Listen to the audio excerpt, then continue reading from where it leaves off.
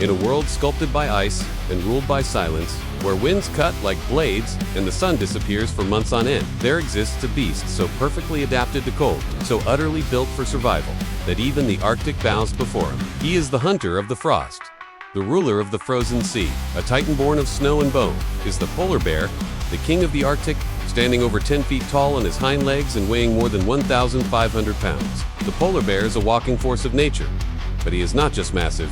He is built with deadly purpose, with a nose that can smell prey from over 1 kilometer away, claws sharp enough to tear through thick seal hide, and a jaw that snaps bone with terrifying ease. This beast is the top predator of the North. Unmatched, unchallenged, and unstoppable. But the Arctic does not offer easy meals. To eat, he must hunt across a shifting, melting battlefield of sea ice. Each day, the polar bear steps onto a cracking stage of frozen ocean, searching for one thing: seals.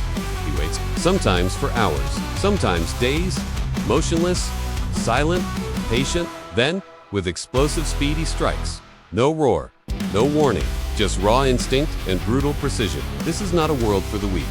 Here, survival is earned in silence and shadows. Beneath that snow-white fur lies an arsenal of survival. A thick layer of blubber insulates him from waters colder than ice. His hollow fur traps heat, acting like solar panels for the scarce rays of sun.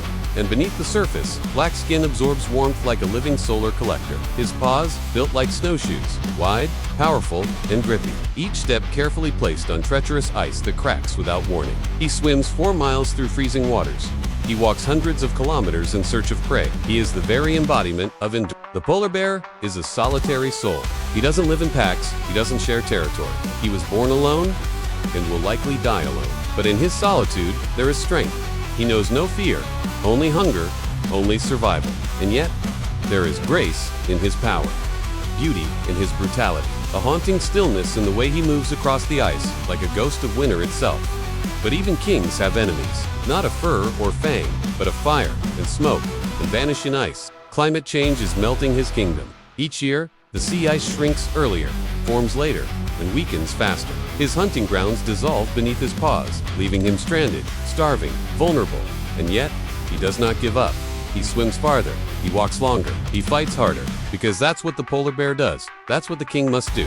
So next time you hear the whisper of the wind over snow, or see the glint of white moving across the distant ice, remember, you are witnessing the last of the great ice lords. Not just a bear, not just a predator, but a warrior of winter, a guardian of the frozen world, a legend carved in ice.